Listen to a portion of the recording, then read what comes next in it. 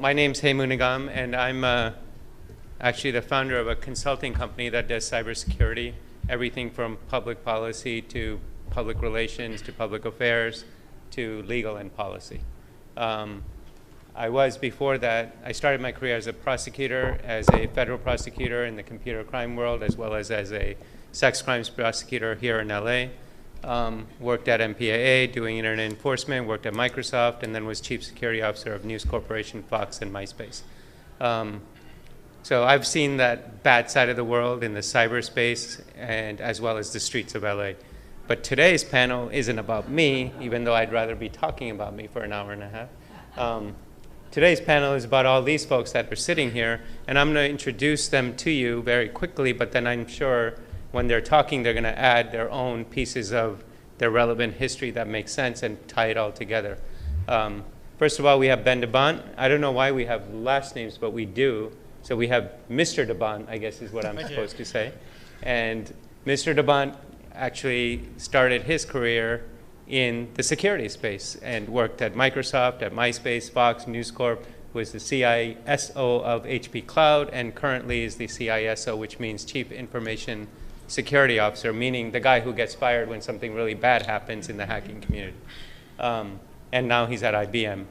Next to him is Spencer Stevens, also known as Mr. Stevens. And Mr. Stevens was the Chief Technology Officer of Sony, and currently he runs a media technology consulting practice. And next to him is Miss Denise Michael, not pronounced Muiko as Siri does. Every time I call Denise, it says, calling Denise Muiko, but it's actually Michael. Denise, interestingly, started off as a ME, a mechanical engineer, and was working at Starbucks. This I find really fascinating.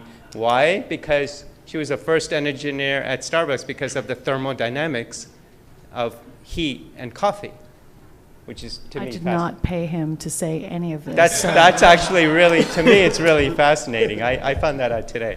And then from there, took that and ended up in the media entertainment, the music world. And I know you're going to talk about your background and make it more relevant here, but he's now the CEO of StratusCore, which is putting creative tools in the cloud, which is really relevant to what we're talking about here.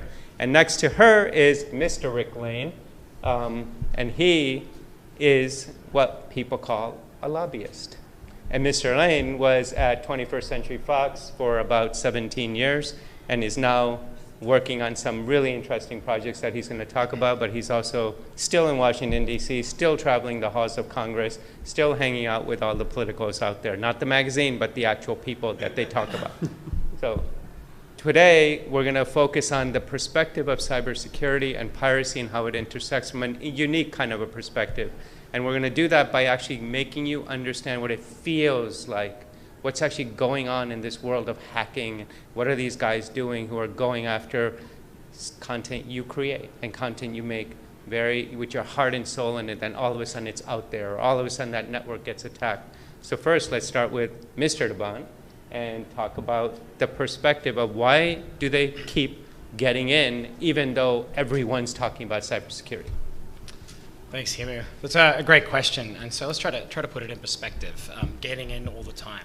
So you, myself, anyone in this room, if we fail to apply security best practices in our work or home lives, then we're putting ourselves at risk and that we could be expected to be compromised in some sort of situation. So for example, if you have unpatched servers, if you're failing to use two-factor authentication, if you're using weak passwords, then you're putting yourself at risk and you're making yourself a target of opportunity for a hacker.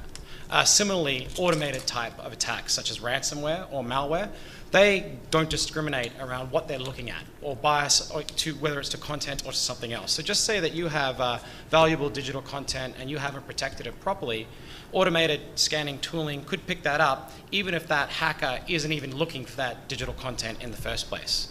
A great example for that is the exposure that occurred at the end of last year, and it was in the press earlier this year, which is the Orange is the New Black release. And what happened is that the hacker, known as the Dark Overlord, was simply running vulnerability scans across various types of IP ranges, and he found a Windows 7 server, so outdated, unpatched, and easily compromised. So he did that, and upon the box, he found a whole bunch of very valuable digital content.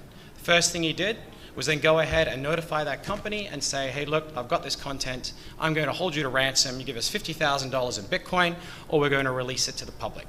So after a lot of trial and tribulations, the company went to the FBI, they spoke to their bank, they tried to work out how to buy Bitcoin. Eventually, they paid up. And when they did, they thought they were good. But what was also happening at the same time is that the dark overlord was negotiating with the studios that also owned that content, given that the target that I'm talking about was a vendor of Netflix. So when the studios had the same sort of extortion applied to them, they didn't agree to play ball, and as a result, several episodes were released ahead of schedule. A horrible situation with a very bad outcome. So this is very, very common in industry. If you look at ransomware attacks across this year and last year, some of the most prevalent are in the medical industry. And the reason for this is that most hospitals have very outdated networks that aren't very secure. That is, they don't apply security best practices to these networks. And it doesn't help that many CIOs or CTOs for hospitals are doctors. And doctors, in many cases, think they know everything, and they don't care about network security. What they do care about is new products for helping patients, which is great, but it doesn't help when an attacker can easily get into that environment, find sensitive patient information, and instead of exposing it, like in the Orange is the New Black example, they'll encrypt it and then demand a ransom. Otherwise, that PHI or healthcare data will never be able to be recovered from that medical institution. Another quick example that happened to me 2 months ago is that I got a phone call from one of my mates, my college buddies, who now has a construction law firm in Brisbane, Australia, which is my hometown. And he called me up one day and he said, hey, last week, one of my employees went ahead and they received an email that looked like it was from a prospective client. In that email was a link. They clicked on the link, and malware was installed on that desktop. They didn't know it at the time, found out later. Malware was installed on that desktop, which gave a hacker an opportunity to connect to that desktop and then to the backup system for the law firm. Now, my buddy was doing the right thing. He was pushing backups off-site at that time into the cloud, but he did have some client files that he hadn't yet backed up. So the hacker found these files, encrypted them, and then demanded that he pay $20,000, once again in Bitcoin, or he'd never see those files again. So Dan called me up and he goes, well, you know, what do I do? I go, okay, well, you can call AUSCERT, which is the Australian Incident Response Team, or you could contact the Australian authorities, the equivalent of the FBI. And he goes, well, what will they do? Okay, well, they'll probably get you to fill out a form and have a conversation with you. And he goes, well, can they decrypt it? I go, most encryption algorithms, to decrypt them would require a vast amount of resources and expertise and effort, and you're not going to be high up on the priority list. And so he goes, okay, well, what if I do if I pay? And then he kept talking. He goes, let me guess. They may decrypt it and give me access back to my client's files, or they may not. And I go, that's right. And they may, if you do pay them, then in the future, they may come back to you as a target they know they can get money from. So what ensued is that he ended up on an encrypted voice over IP call with the hacker, and he told them that he'd rather watch his law firm burn to the ground over his dead body before paying a cent. And so that's what he did. Now, he hasn't had any problems since. He updated he re-imaged all his computers. He revisited his backup systems, his encryption technology. He screamed at his employees. I was going to say employee education. That would be true, but he did that by screaming at them. And he had to build those files that he lost from scratch with some very angry clients. But he hasn't had a situation occur like that since. Now, that's just a couple of examples, but if you step back and look at the industry as a whole, you're always reading about breaches or attacks or hacking incidents or critical infrastructure that's being exposed or that's vulnerable, and this is happening every day. But if you look a little bit more closely, you'll see that the root cause for many of these breaches, and I dare say most of these breaches and attacks, is a lack of simple security best practices, some of those things that I just mentioned. So let's look at Equifax. 140 million accounts exposed, and that was due to unpatched software. If you have a look at Yahoo, 3 billion accounts that were exposed, and that was due to a combination of poor access control, a lack of encryption, and weak passwords. If you look at the Securities and Exchange Commission, they recently saw illegal trading due to vulnerable software, and then most recently I was reading how the NSA was compromised via a vulnerable antivirus client that they were running themselves to try to protect them against security problems in the first place. This is what the landscape is like. But I would like to mention that if you just look across that, how much of those sort of attacks and breaches do you think is indicative of what is really going on? These attacks have been going on for 2 decades and longer. What you see is just a fraction of the attacks that are occurring. So that really brings to the point that security basic best practices and hygiene around those things, around two-factor authentication, passwords, access control encryption, these attacks keep being successful against the same thing. But it's not just that we have to worry about. In the cyber realm or across the cyber landscape, attack is far, far easier than defense. You can spend millions of dollars on various types of security controls, and if you just miss one certain aspect or element to it, then you could be compromised. An attacker has unlimited time. They can also bring vast resources to bear. And let's take an example for the 1990 film Hackers. This film is, I don't know if you've seen it, this film is very dear to me because it's when I graduated high school, and it's also when I started getting into security. And actually what's funny about this is that, you might not know about it, but it was Angelina Jolie's first, what I consider, big movie. And it's also where she met her first husband, Johnny Lee Miller. It also so happened that the Hacker movie website was hacked when the movie was released, and they left it up there for some time. You can Google that and check out how it was defaced. And there was various themes within that movie, and it was greeted by the security community as kind of a joke because it kind of sensationalized a lot of the things it's done. You're not sitting there at a terminal with all these cool graphics going around the place. But there were some themes that I thought were very true. And at the end of the movie, you've got Angelina and Johnny Lee, and they're trying to get access to the supercomputer, the Gibson, which has this evil code that the protagonist put there that they need to expose to show their innocence. And so what they did is they sent out a call to the security community, to hackers across many different countries and cultures, and they all came together for this vast attack that all occurred at once against this single system, the Gibson. At first, the defenders tried to protect against it, but in the end, they just threw up their arms and said, there's nothing we can do, knowing that if that code was exposed, that guy would be going to jail. It's just like, there's nothing we can do about it. So that's very much the reality for today. Attackers can bring vast resources to bear. But it gets worse than that. Not just security hygiene problems that we have to worry about, and not just multitudes of hackers, but also today's ability for automation and tooling to conduct these sort of attacks. At a push of a button, an attacker can launch a gigantic attack against the internet or a target at large that could result in content breaches, can result in denial of service attacks, all sorts of destructive type of behavior.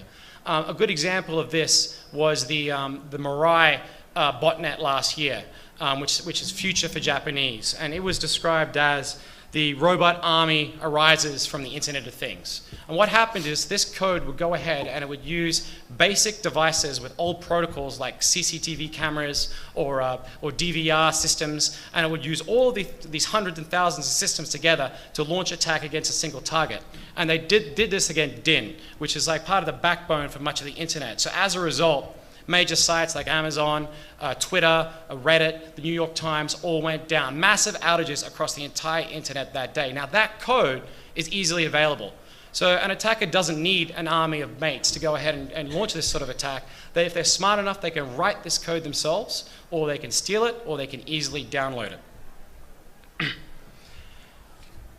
So assuming that you've gone ahead and you've taken care of your security best practices and hygiene, and once again, passwords, access control, the sort of things that you should be doing on your own machines at home, and say that, okay, look, there's a bunch of attackers out there. I understand the risk. I've threat modeled that. I've mapped out what that could cause to us, how that could impact and get access to our digital content, and assume that I know there's all sorts of tooling out there as well, and that I've secured my infrastructure as well as I can. I think one of the greatest areas of risk, especially around content, is supply chain. So supply chain, of course, is not a single server or a single file on a single system in a locked room. Hackers are not literally or figuratively dangling from the ceiling like Tom Cruise in Mission Impossible in a room that has sound sensors and environmental sensors and ground sensors, whereby he's trying to put a floppy disk into this computer drive to get to the content, and a bead of sweat comes off his glasses. He's able to catch it in his hand when he's waving it there on the ground, and eventually gets pulled out and escapes. So I don't know a lot about today's supply chain, but I'm sure there is a great many elements to it. From scripts on laptops, from casting information or decisions via email, via distribution, streaming, syndication, archival, whatever. I'm sure there's a whole bunch of areas, but the point is that your content is only as secure as the weakest link in your supply chain. So if you have Amazon, Netflix, Hulu, all these companies, they may have locked down their systems and they may be able to demonstrate it very well. But if they can't say the same for the vendors or anyone else that is touching or is accessing or manipulating or doing anything with their content, then they're also at risk. So that's the four kind of areas that I'm talking about that really enable hackers today, and that is around those security best practices. That is around the fact that they can all get together. If somebody finds a hole or a vulnerability somewhere, they're going to tell their buddies on 4chan, on Reddit, on the dark web, and then they'll all get together and jump into the party. So there's multitudes of attackers, but there's automation. Automation that can make one person into an army of hundreds of thousands of these IoT devices, and then finally your supply chain. 4 huge problems, 4 that must be considered when protecting digital content. And all I've done here is describe the problem, which is really easy to do. So I'll pass it back to Hemo so someone else could talk about the solution. So how many of you are just going to go find another job and say, I'm not doing anything on the internet anymore? This is why I drink. So Mr. Stevens, this is a perfect time to step in and say, make everyone feel better and talk about some of the giant corporations that are in Hollywood and what are the challenges they face, but how is it actually being handled? I produced a one-day conference at IBC on cybersecurity a couple of weeks ago, and it went beyond my wildest dreams, which was to scare the living shit out of everybody in the room. We started out with Paul Rosen, who used to be the Chief of Staff at the Department of Homeland Security, and he definitely got people's attention because I think that the media industry has exactly the same problems as all the other industries do, which I would, for want of a better word, I would say those are the general cyber threats that they face, and the solutions maybe, at least at one level, are well understood. How exactly you implement them, what your best practices are, what tools you use is clearly where the finesse lies. But the media industry also has, really to pick up on your point, an incredible dependency on subcontractors, and they're not just small companies doing stuff, but some of these cases are individuals. They may be contracted merely for a week's work. For example, you may get a composer. Somebody is going to pick up content or log into their system to do some particular type of mixing. That person gets sent a password through email. These things can just fall over very quickly because you've not only got contractors for you as a big media company, but your contractors have got contractors and they've got individuals that they hire. It's very important to remember that a movie or a TV show is made by a bunch of people brought together, complete strangers brought together at the absolute last minute. And so it becomes very difficult to actually get the right culture of security in there. And this is often magnified by the fact that when you get a producer that does not want to use two-factor authentication, to use dailies, and the executive of the studio says, okay, let's make an exception, that can be the place where it all falls over, because the whole point about security and security procedures is that there really can't be exceptions, because exceptions are where people will get in. In terms of the assets that need to be protected, when it comes to content theft, actually what it's doing there is it's broadening the attack surface for piracy. For the most part, piracy is content that comes out at the end of the supply chain when it's already been released to people, and Blu-rays are ripped and get put on peer-to-peer networks, for example, or it's cams. People go into movie theaters, they cam movies, they put those up. But the thing is that cams generally are not very good quality, particularly not these days with enough legislation and action by theater owners to protect against them. But when you start getting content dailies, for example, or rough edits coming out of the supply chain, then you've got an incredibly valuable piece of content that may actually get onto the pirate sites even before the very first release, the theatrical release. So that really is not just a question of the loss of data by itself, but there's damage to the business, because what you've been hoping to sell to people is now being made available to them ahead of when you can deliver it by someone with zero cost of goods. Always difficult to compete in that circumstance. But there are other aspects to this as well. When you start looking at the total business and the way a media company connects with its audience, and by the way, the TV5 Monde hack a couple of years ago, which was reportedly done by ISIS, it involved not just defacing your websites, but also getting hold of Twitter accounts.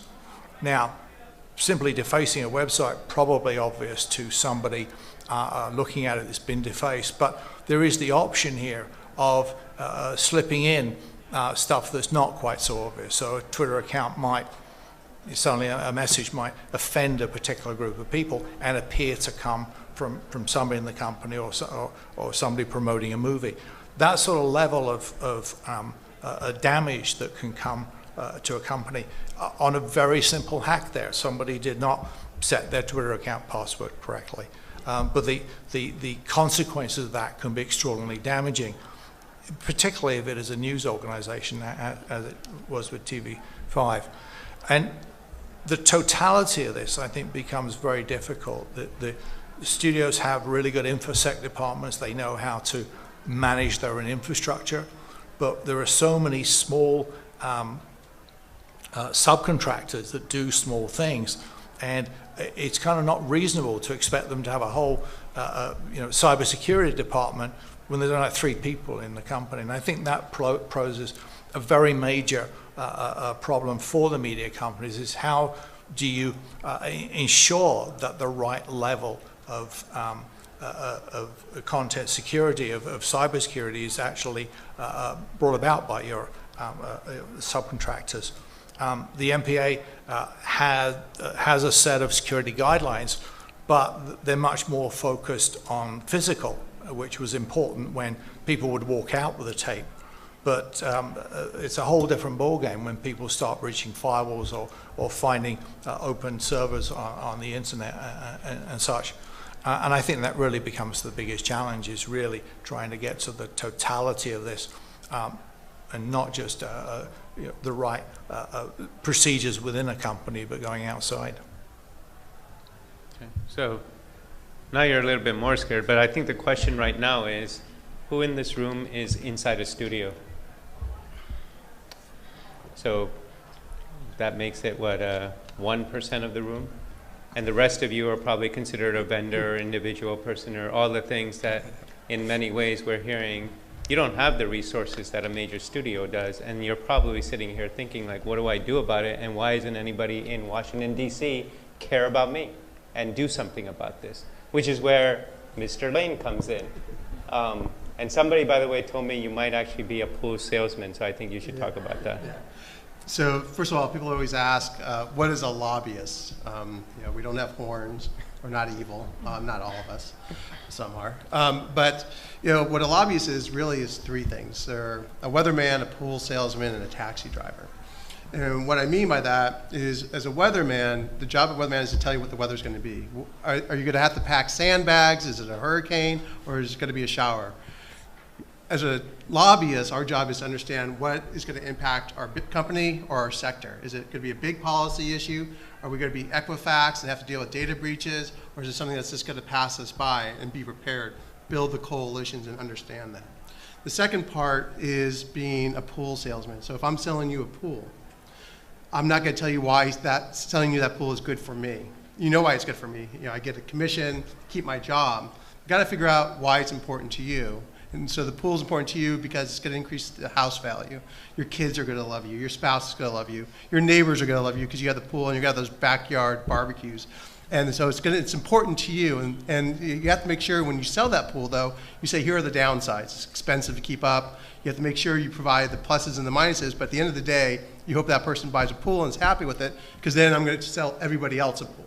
Right? If I sell you bad policy as a lobbyist, I can maybe do it once, but I'm done. And that's one of the things most people don't understand about lobbyists, is that it's all based on our credibility, trust factor.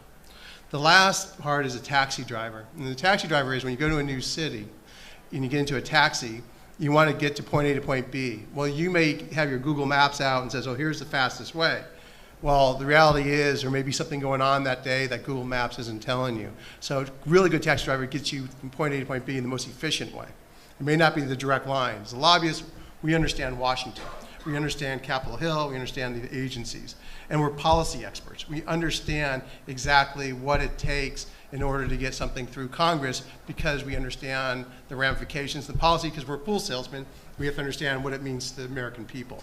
So a lot of this idea where people are in the hip pocket of the NRA or this and that, it's actually really a fallacy. It's easy excuses, but the reality is you have to know what you're doing, and you have to be able to convince people to put their name next to a vote. And that's actually very, very difficult.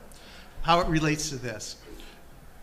One of the things that has been happening for almost 20 years now is Congress has been looking at data breaches.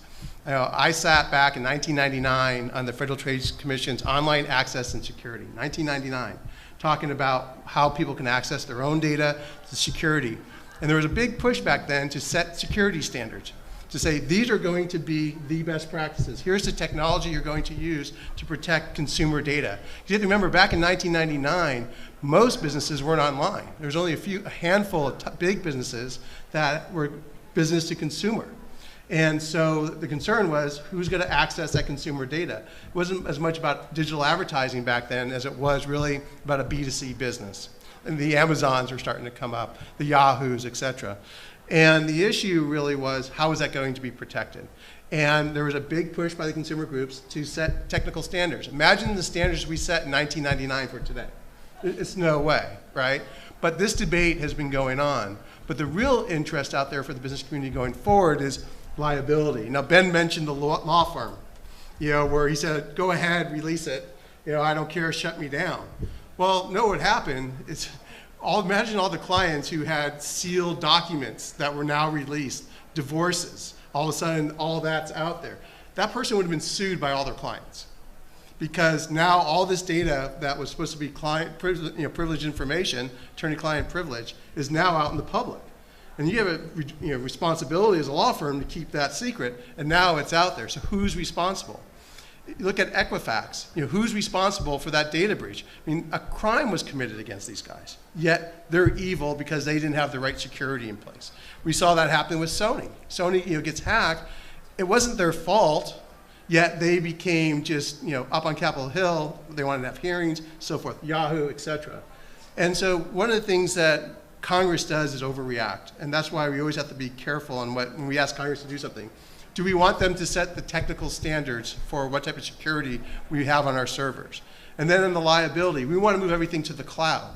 So let's say all of our data is in the cloud. Whose responsibility if it's hacked?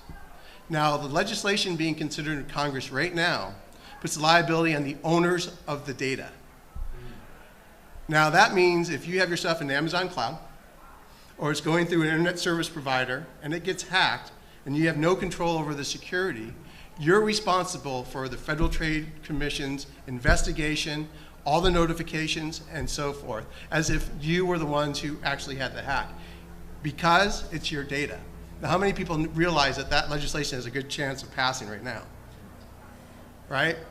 That's what a lobbyist does. My job would be to tell people out there to build the coalitions to say, look it, the ones who are benefiting on the data breach legislation are not the companies.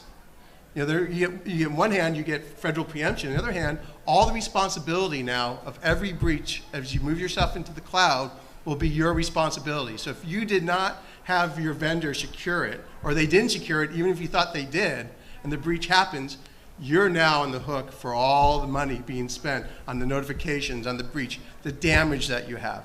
So one of the things that you guys have to think about when you're thinking about Washington and data breach is that you guys are going to be the ones who are going to have to step up and talk to people, because if you don't, you're the ones who are going to be on the hook. It's not going to be the Amazons or the big guys, the AT&Ts. It's going to be the businesses in this room.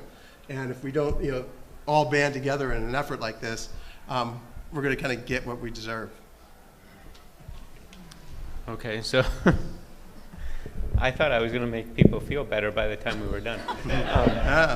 Does this mean I get to keep my job at IBM, IBM Cloud? So no, this is what we call job security right here.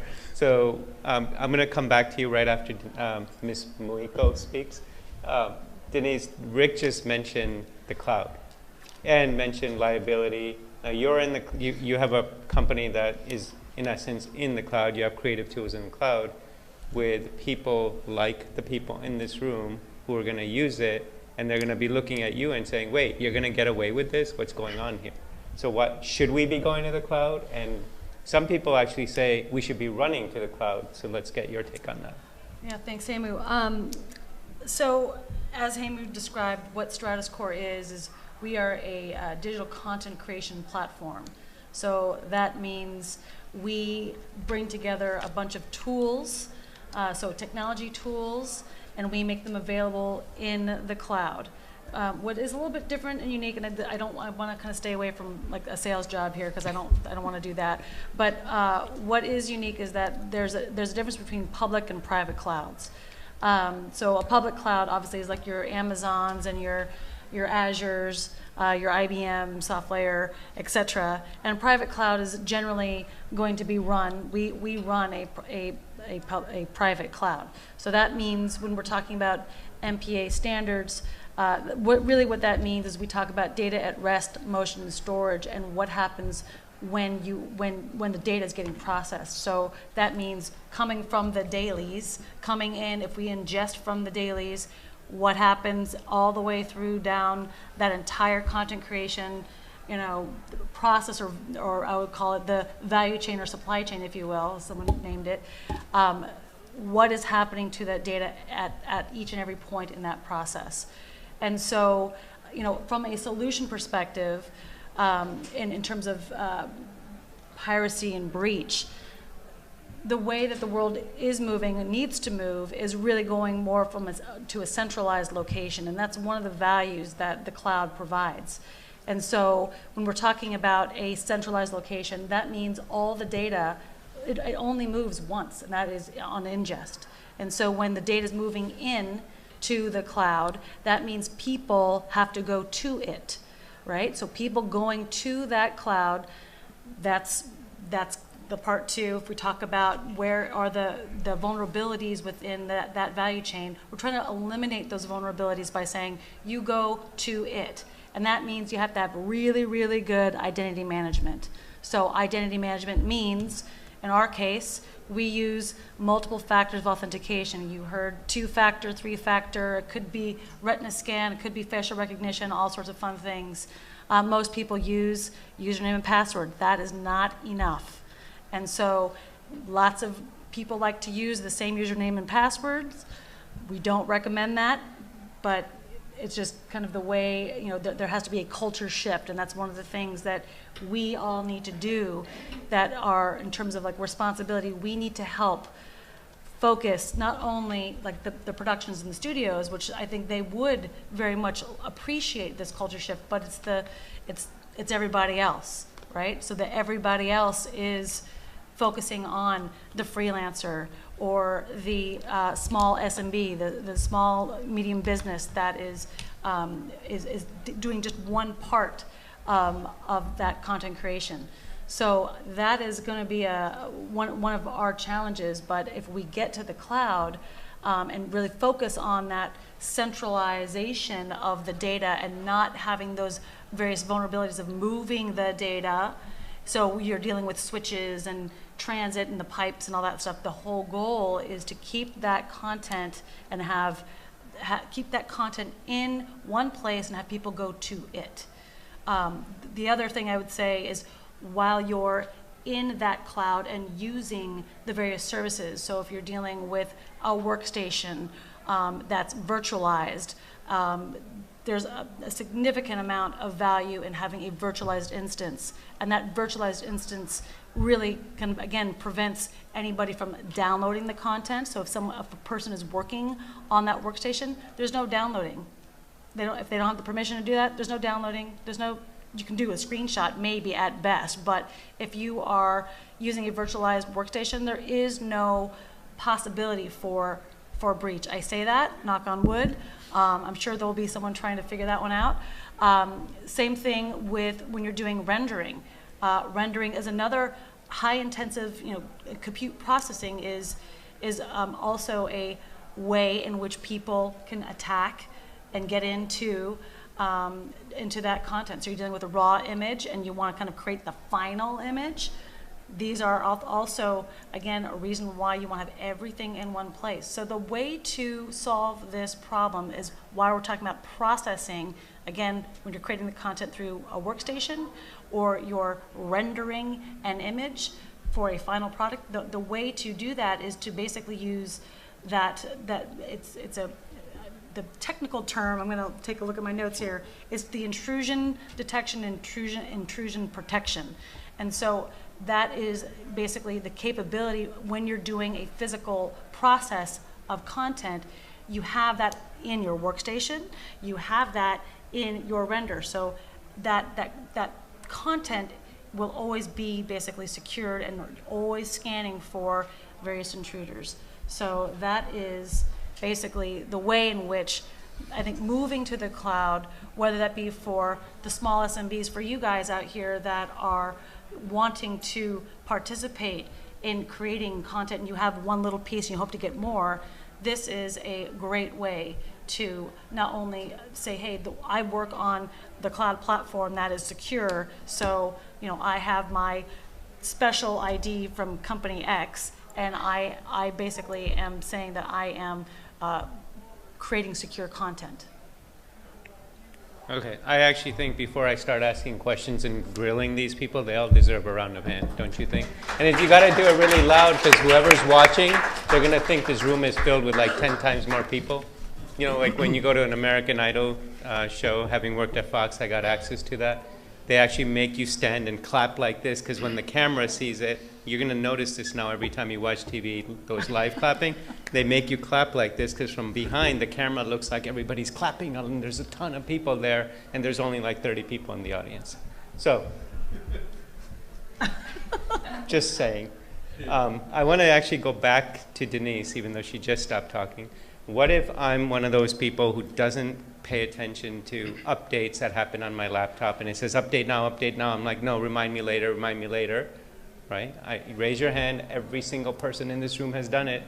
And what you're thinking is remind me later. What you're saying to the hacker is, yeah, I know there's a hole in my computer. I know there's a fix for it, but guess what? I'm going to leave it open so you can do whatever you want. And then I go to stratuscore.com and I go in there, I go in my account, and I want to push a bunch of stuff in. What happens? Well, because you said to yeah, go. there's two things here. One is you're talking about, so. And by the way, there's 51,000 people on StratusCore who are creative, so yeah, this matters to them. I think for and the reason why people are interested in a solution like ours, there are others out there I want to mention, but what is important, so if you have the intrusion detection, or excuse me, if you choose not to update, yes, you have a big hole in your workstation. However, if you are using a virtual instance and you're using a cloud service, that you're eliminating that content that is going to be moving to the cloud. Now, if you happen to have content that's on that workstation that you're moving to the cloud, this is what I was talking about before, which is that intrusion detection, and protection is every time there is the content gets scrubbed. So the content must be scrubbed, and it's always scanning for any kind of possible Trojan or any kind of I would say unwanted or undesired or malice. What you're saying is you're taking care of the lazy factor, that I'm the lazy guy and you're fixing it for me. We are taking care of the lazy factor. Yes, that is true. Okay. And I just want to say one other thing. I'll tell you the reason why we don't do it, the reason why we as humans don't like to press, install or because no one wants to, everyone knows what that means. I have to restart my computer. It's going to do the whole thing. It's like, oh God, please, right? And you don't have time because you're under a deadline. You got to get going. So you're correct that this does solve that problem, but I would say, more importantly, that it's that human. It's being able to create an easy and elegant solution. I don't have 5 minutes to wait for my computer to restart. I got to go. So if that's again why I really think that the cloud is the way, is because it really reduces that issue and that factor of, oh God, okay, I'm not gonna install the updates, I'm not gonna do it. So that is the goal of companies like ours, is to create an easy and elegant way where the work that you're doing is secure and that your client is also feeling comfortable and confident that you guys are locked down. So Denise talked about public cloud. She mentioned IBM. I want to get your reaction. Doesn't this sound like CNN? Joining me now, give me your reaction. What's your reaction? I work for a major cloud provider. What do you think my answer is going to be?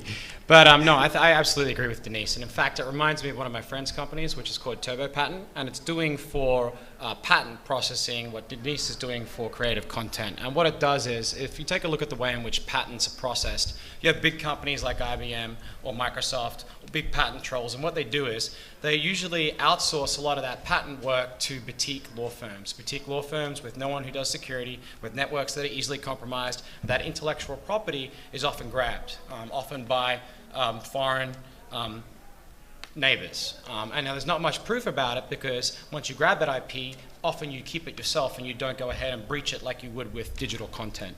And so what he has done is he's created a model whereby you go into a cloud provider, you're using this application, it's all up there in the cloud environment, and it's all enclosed. So every element of that patent processing is done in this cloud instance. And that's one of the biggest problems with patents, is if you have some idea that's written down on a piece of paper or on someone else's laptop or emailed to someone, then someone else can try to claim that they have some sort of part or ownership of that intellectual property. This is exactly the same thing with digital content. And I think that media companies are definitely technology companies today. I think that if you're not moving to the cloud for various type of the activities that you're conducting, you will be anywhere in the near future. I think it's inevitable because of the competitive issues if you don't. And in fact, the DoD even just passed a recent proclamation that all unclassified workloads were to move to public cloud providers as quickly as possible. We will see this continue because of the cost savings that are involved. And you can also count on a major cloud provider to be able to spend the sort of investment to secure that environment and secure those instances and secure those customers. But at the same time, if an attacker does get through, they might be able to compromise a whole bunch of people. So it's an interesting trade-off. Yeah. So Rick, I noticed a lot of people in the audience when you said you're responsible, caught all our attention. What do you think what's gonna happen with that bill, and what's the next wave coming that is either positive or negative from a media entertainment point of view? Well, I think the Equifax hack has gotten everyone's attention. And so the question is, what will Congress do? I mean, right now, as I don't have to tell you guys, it's sort of a mess up on the Hill, unfortunately. And so trying to get anything through is very, very difficult. But this is one of those issues. Privacy and cybersecurity is one of those issues that the left and the right agree on. They may disagree on some of how harsh the penalty should be, or what the fine should be, or federal preemption over state laws. But they do think that something needs to be done. So there's probably a greater chance of some type of legislation moving forward on the data breach side. But it's just so hard to predict because what's happening up there and between the administration and Congress is it's just a mess. And how does this tie into, I know you're working on some other projects right now in the future. Yeah, well, one of the projects I'm working on is the future work, the impact of automation and artificial intelligence on the American workforce. I did a paper in January. It's the Uber rich versus the Uber driver, the impact of autonomous vehicles on the demise of the American middle class. And it's basically showing the shift of jobs away from truck drivers and others into automation. And this isn't about will there be more jobs created or less jobs, but we know there will be displacement. And the concerns that are out there and concerns on Congress on data breach and technology in general all come down to jobs. How many jobs are going to be lost and what are we going to do? And the instability of our institutions right now at the federal level and the state level, the lack of trust of government, lack of trust of big corporations. I mean, Google, Amazon, and Facebook, which were the darlings of the world of Washington, D.C. For the past 8 years under the Obama administration, are now looked at just like the Europeans are looking at them, GAFA, the evil empire controlling the world. And that will have huge impacts on data breach discussions, any legislation dealing with technologies and standards and cybersecurity standards, because they are collecting massive amount of data. I mean, you think Equifax has a lot of data. Imagine the amount of data that Google has. How many of you, I just got one of those pictures where it shows this picture from Facebook from 5 years ago, or the ones where this person has liked you a lot, and you start laughing, because it's one of your good friends, and you think, oh, this is really cool. Then you're like, wait, that's kind of weird, and so the issue of data and who controls the data, who owns the data, it's my personal data, is becoming more and more of an issue, and it dovetails in this whole issue of just technology in general and who's going to be responsible for that huge possible breach if there's only 4 or 5 companies that are controlling this massive amount of data. Anybody want to react to that? Okay, so Spencer, let's take this and convert this into an international environment, because we just been talking about the US. How does this all tie in and fit into the global economy that way? And I know you're a thoughtful person, so that's why I actually chose you for that question.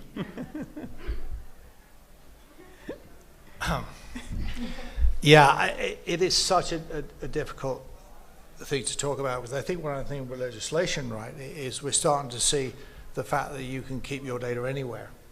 And it is quite feasible to operate a cloud company. You know, Google could literally get up, go offshore, right? They are.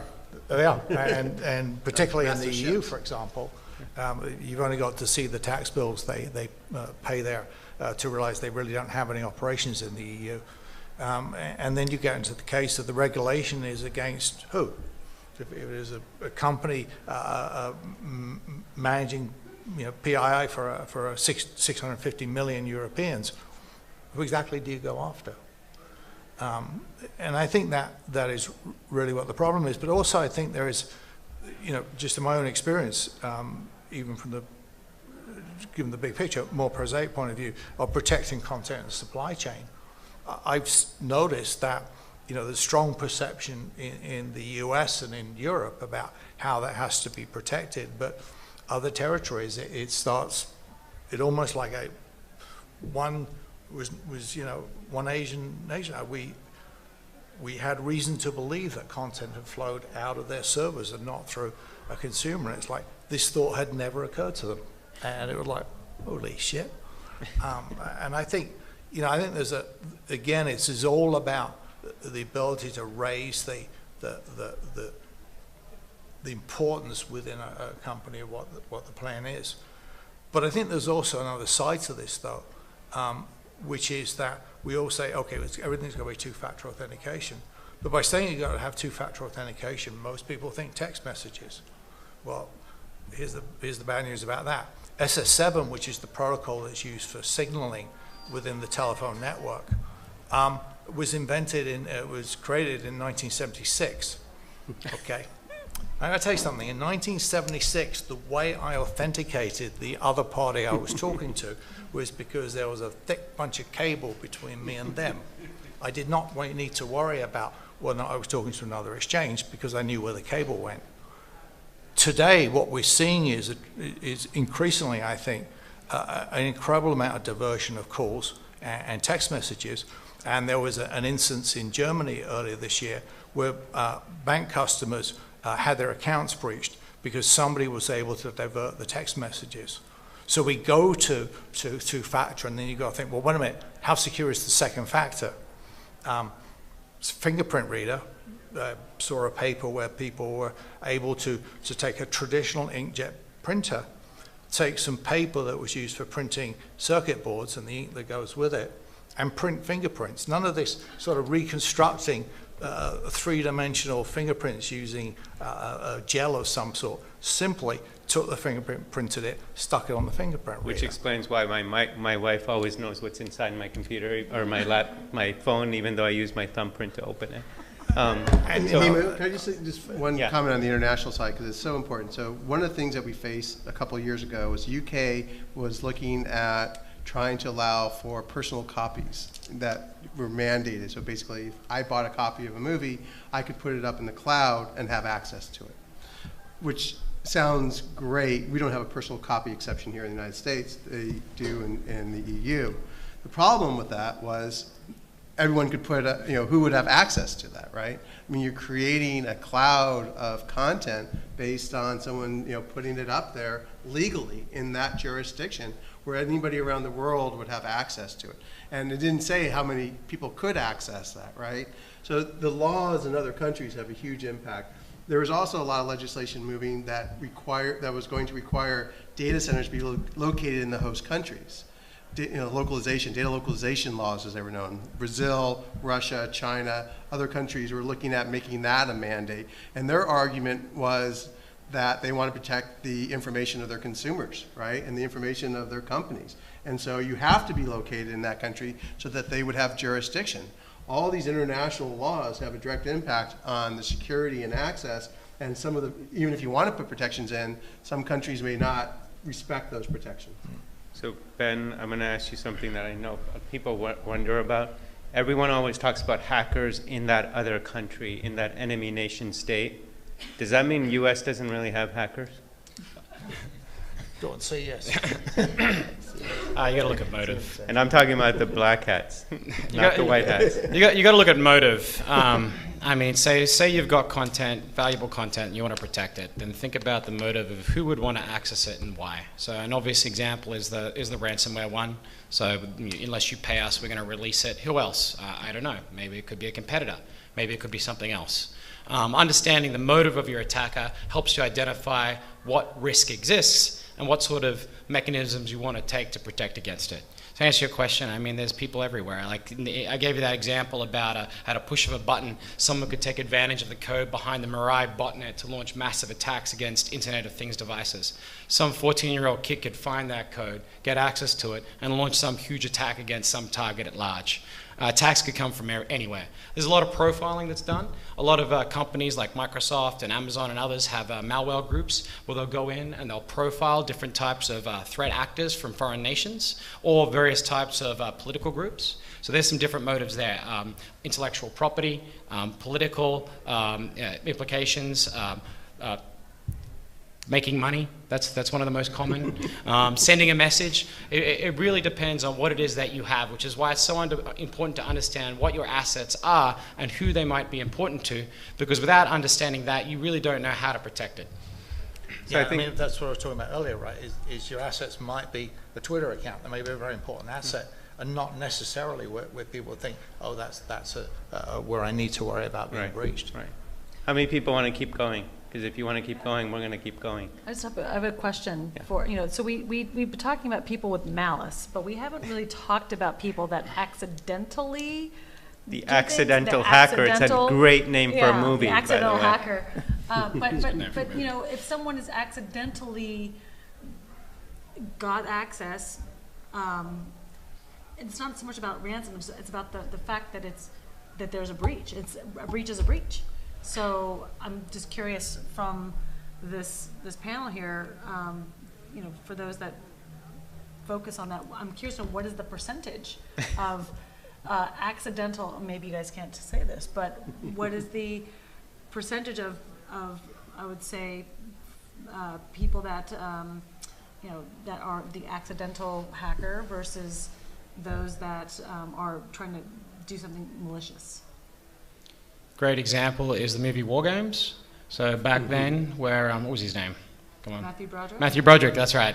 That movie is very accurate in the way in which it addresses various types of security things. And he was there, he broke into a system doing ward dialing to try to get access to a new computer game. And as a result of that, he got access to the nuclear system, which was going to start launching missiles against Russia and back and forth, and that was an accidental occurrence. I saw a lot more of that back then, back in the bulletin board days, where people were really investigating things just to see what they could do and what they could find.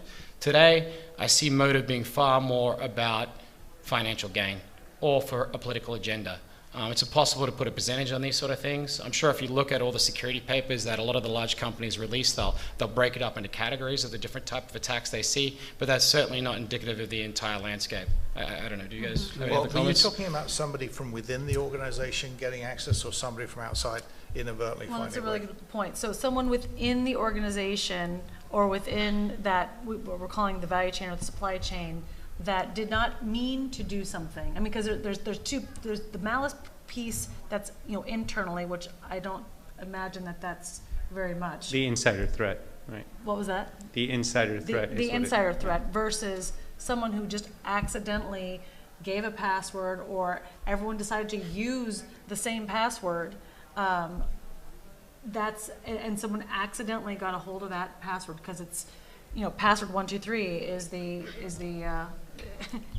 password, right? So I'm curious to know from your perspectives, and I don't know if you guys have worked in larger organizations like this. So I'm curious to know if if there's any kind of data that quantifies the accidental hacker.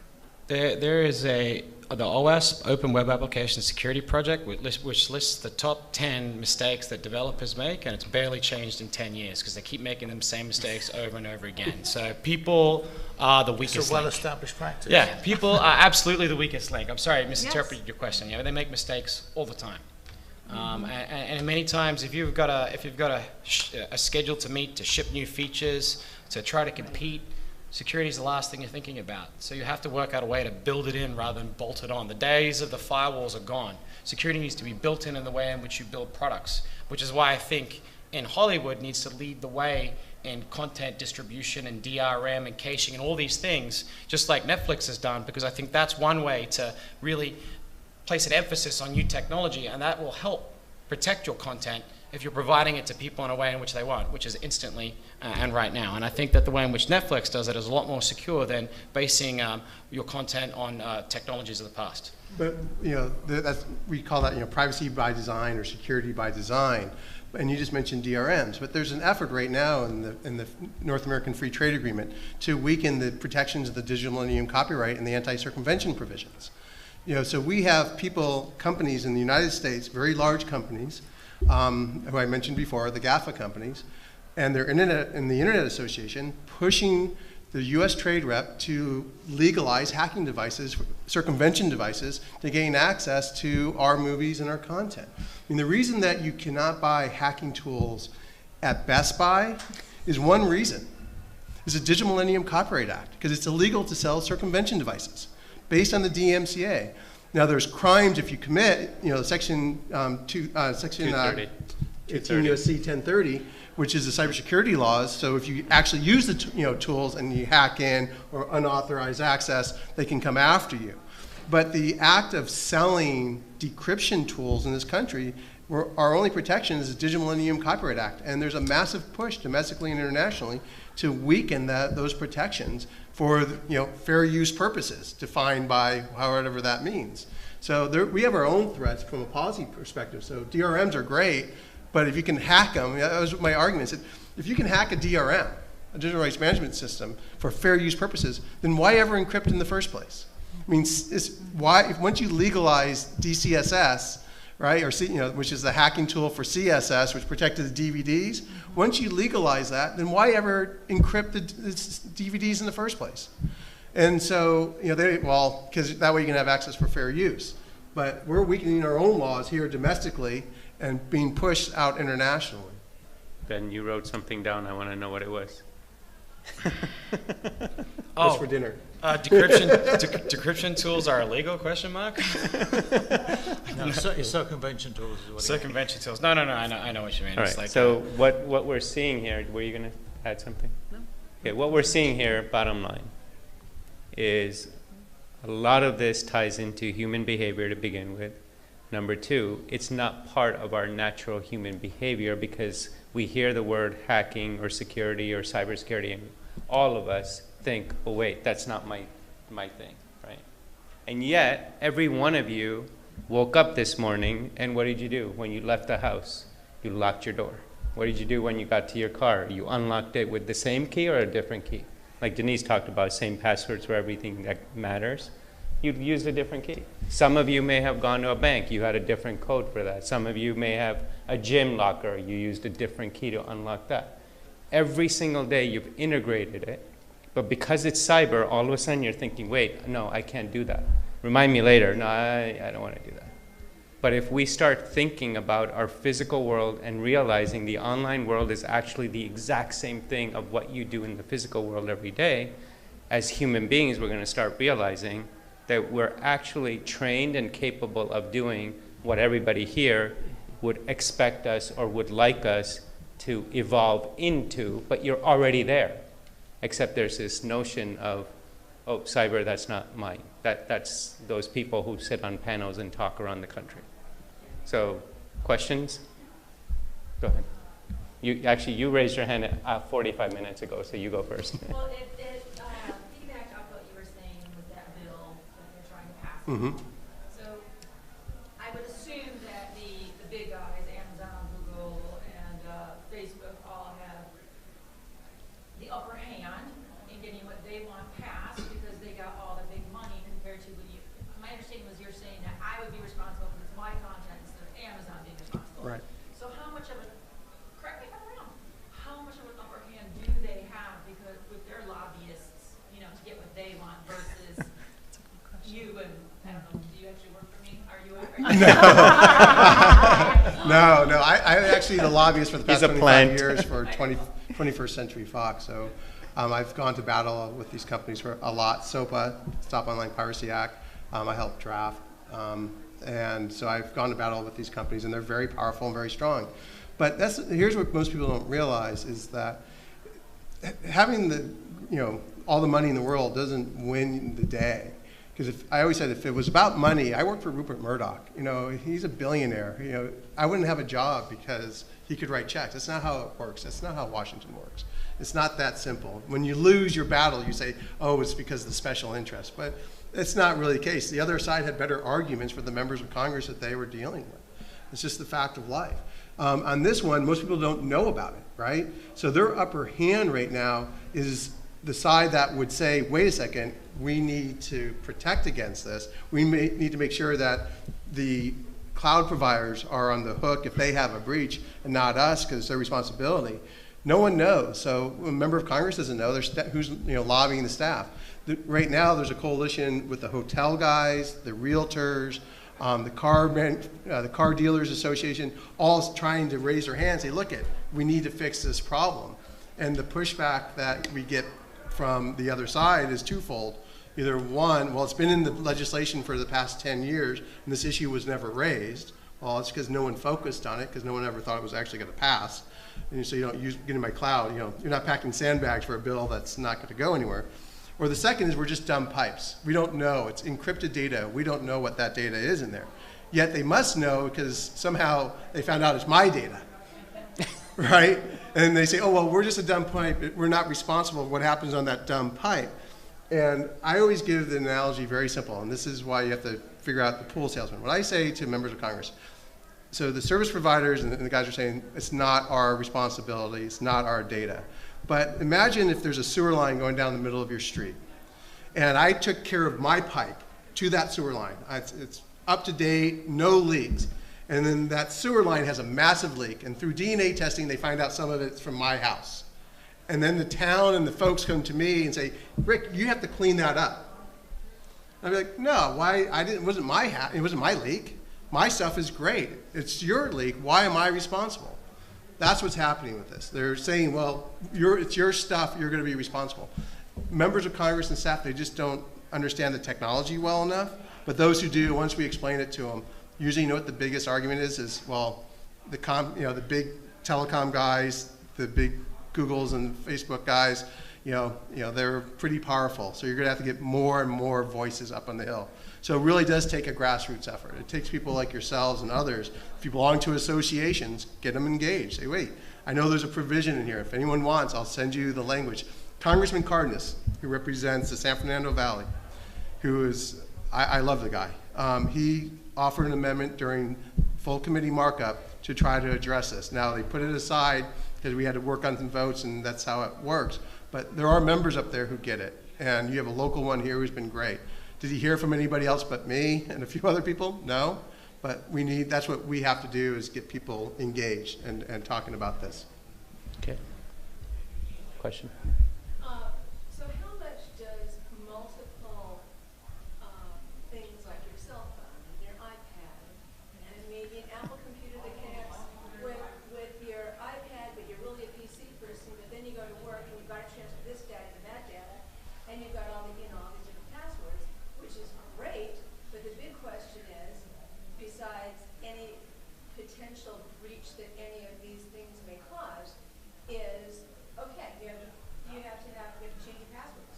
You change your and typically, correct me if I'm wrong, but shouldn't they be 15 characters?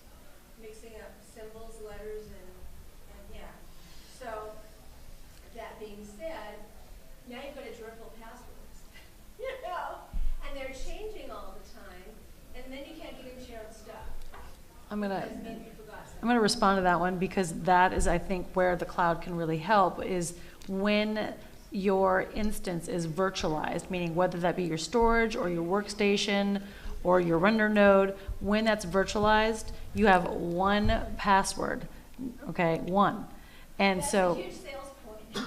Yeah, it's a huge sales point, but it's true, right? But you don't have to change your devices. Your devices don't change, right? You keep your so the issue with cloud, it's not even the issue. The solution with cloud is the fact that it's a virtual instance, and that instance is connected to your username and password. So you don't have to keep changing it, provided that, if they do a forced password, normally that's pretty common. It could be monthly, quarterly, whatever the statute is for, whatever, if you're on production or if you're doing your own, group work, what have you. So that is the real value proposition. You don't have to change, Hemi was talking about the keys to all of your devices. Keep your devices, keep them all, use the virtual instance, so that way you are protected. And I can say, because when I'm talking about the liability issue, because I agree, the cloud is amazing, and the goal is to get more people to utilize it because of the cost savings and the ability to have top-notch security. So what I'm getting at on the liability side is it's a legal question, not a technical question. So I want to be clear on that, because what IBM's doing, what these companies are doing in terms of cost savings is absolutely amazing. But there are liability issues that you have to think about, and that you as the customers have to understand that going forward and not be going in blind. I have one quick question. If I'm saving my data to an external hard drive,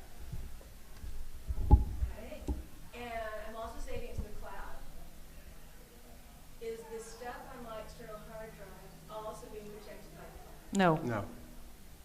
Because the big deal now, everybody's saying, we got to use this external hard drive, and I just bought one yesterday, as a matter of fact, because they're saying, oh, what if your laptop crashes or whatever? Let me say something about that. People often think, I'll get an external hard drive, and they plug it in to move the data. Then what do? They leave it plugged in because it's so much easier to keep moving the data. What they forget is when somebody gets ownership of your other device, if it's plugged to the external, they're going to walk right into the external. So don't forget to unplug it. Sell your laptop to yourself. No, even if there's a wire connecting your external hard drive, after it's passed over, people will keep it plugged in because it's easier, and it'll be a good reminder. Oh yeah, I got to move it to the external, but it stays plugged in to your laptop.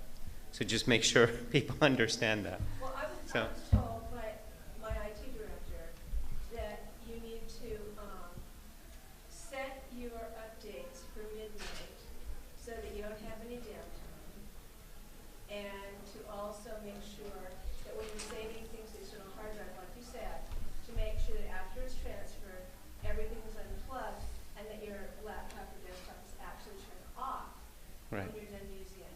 Not that just hibernating or making it go to sleep or something like that. Right, Ben, did you want to respond to that? Sure. That helps. Is that all right? I mean, there's all sorts of things that you could do to reduce risk.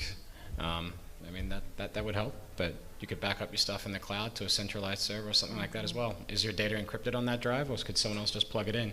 There's a whole bunch of different scenarios that could play out. Yeah. I just have a challenge with the hard drive, right? Because that is what we were doing. We're shipping LTOs, and we're dealing with hard drives. Generally speaking, the reason why in our industry, in the content creation industry, why we have that extra hard drive is that people weren't really trusting the cloud. But now there's like redundancy and different location bases. So if you're on the IBM cloud or you're on Amazon cloud, there are different regions to make sure there's redundancies. So, the cloud isn't perfect, but it's getting there.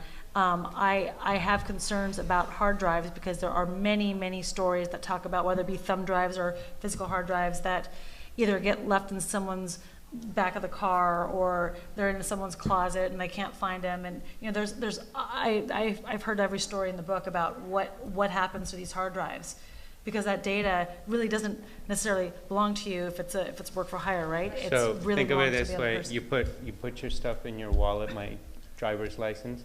But if I'm not protecting my wallet itself, that's the hard drive, right? Somebody steals it because I left it here, and I start talking, and it's gone. So is my hard drive. So people forget; they think it's in the hard drive. I'm okay now. It's actually not that way. to help people move to the cloud, cloud providers will ship you a big box storage, massive storage box where you can put all your stuff on, and then we'll ship it to a data center securely and upload it for you. But I think we can't overlook the fact that I mean, as far as working in the cloud, we're really, this is not new. We're going back now to the thin clients of the mid-90s, where what you had on the desk was little more than a smart terminal. But the problem with it is the fact that today we've got processes in production that really still don't work on the cloud. Still not possible to do editing reliably remotely. In fact, anything that's interactive that you've got an artist working with or an editor working with, the latency can build so fast that they're going to notice it and not want to use it. And then there is just simply the bandwidth that's available to you. It's okay if I do my work in the cloud if I'm in a facility, but if I'm out on a location somewhere and the best speed I've got is 3G on a good day, that's just not going to work for me. So I think we need to be careful that we don't say, well, that's a solution, without understanding what the obstacles are, and that in many cases the technology is not ready yet. I've been all in favor of come out of data communications, so from my point of view, the network is the answer to whatever question you have, but we're simply not ready for it in every single situation, and that really is the biggest challenge for it. So, last two questions. Go ahead. Yeah, go ahead. So back to basics. You're an individual, do not have a cyber team or the money for such a thing. What do you feel exists at this moment is the best product, if they even work in any capacity, to just be helping you with your computer, protecting it from the viruses and Trojan? I mean, do any of those actually work, those Nortons and these? Do you find any of them have any real good value to them for the basic person, the basic working individual freelancer? I think you really get to an interesting question there, because I talked about small providers, right? Well, if I'm a post house these days, I'm probably going to go out and regularly get my systems audited by a third party that knows what they're doing. So I actually have a report on hand, which perhaps I'll show to clients, which certainly tells me what I need to improve. But when you get down to the level of doing that for an individual, it becomes very difficult to do it.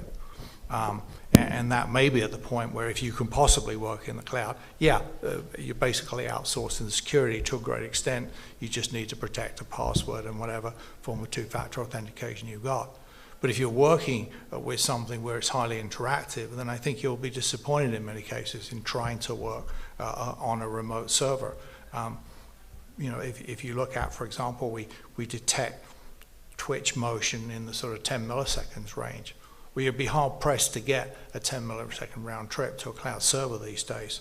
And in fact, in some cases of using Wi-Fi, the latency can go, theoretically, I think the latency on Wi-Fi, I saw somebody report once it was 2 seconds if they were using Wi-Fi in a very busy area with lots of other Wi-Fi networks. So I think it's a problem if you're down at the individual provider point of view, and personally, I have little really answer for that. I have a solution for you. So this is what we do. We do exactly the thing that it is really hard to echo his sentiment, but I think technology is changing dramatically and it's changing very fast. So basically, on a 3 to 8 megabit connection, you can get access to editing tools, 3D tools, gaming technologies that you can create in real time and collaborate all at the same time, that exists today. There are a couple of companies that do this. Not many. There's a handful of us that do it, but it exists. People are kind of flocking to it, right? So if we're talking about how do you handle the security and the Norton viruses and all that kind of stuff, I'm going to hand that off to my colleagues. But again, I'm going to continue. I mean, I've been doing this for 7 years. I've seen what's happened from the point at which I started this business to now. There's been a dramatic shift with people accepting cloud. And it used to be, we were dropping 10 gigabit connections from point to point, from our data center out to visual effects companies and production studios, et cetera, to reduce the issues of latency. And then, of course, dealing with issues of security. Those are the two big issues that basically there's several companies that are really focused on that. We're just one of them. So I'm going to answer your question slightly differently. You have to be running the latest operating system and update it when they tell you. Run your antivirus system, run anti-phishing software and update it and set it for automatic update. When you get something from a friend of yours that's telling you they want naked surfing, if they wouldn't do it in person, don't click on that link. And if you do get something, say from a bank saying immediate update of your security or account, hover over it. If it doesn't say, for example, bankofamerica.com, but there's gobbledygook, you're gonna get owned on your system. Now, Okay. do you feel that certain And programs focus, are better than yes, others? focus on the bigger companies because they have the resources to handle what Ben was talking about, which is hackers with unlimited time. So if you have a smaller company, if they're going to give you antivirus, anti-phishing for free, they don't have a staff that can handle the multitude of vulnerabilities being exposed every day, or what's called 0 day. There's a vulnerability but no fix yet. You're going to get compromised. So it's worth spending the money on it. And then for your identity, get LifeLock because it'll freeze everything for you because all of us are too lazy to do it ourselves and figure it out because it's too complicated. So spend the $120 on LifeLock. And I don't work for LifeLock, but you should go get it. The tool that I use the most is Password Vault. So updating it is a password vault. So like 1Password or LastPass, where you can have all your passwords in a single place. And if you learn the shortcuts, then you can just log in a second.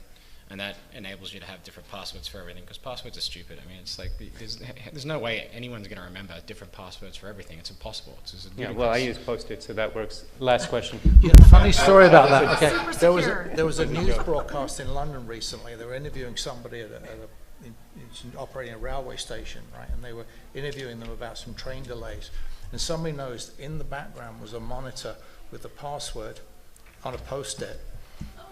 On national TV. There you go.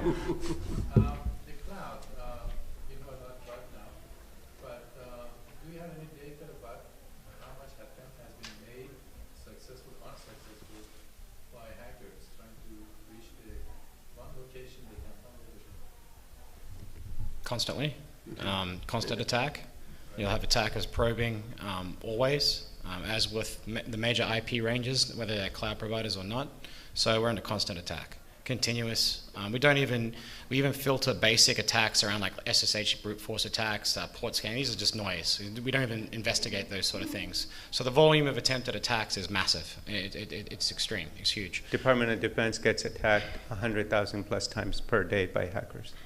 So that should tell you something. Success by them, so to speak.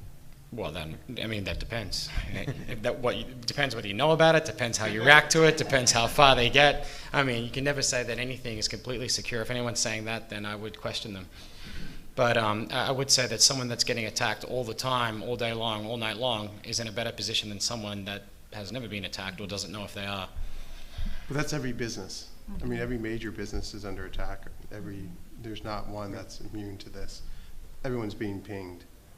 So thank you for staying past the time the bar is open, because I know you all were peeking over there and thinking, oh, are they closing up shop? And you guys stayed anyway. And you got to stand up and give a standing ovation with that kind of clap, so it looks like there's a ton of people here.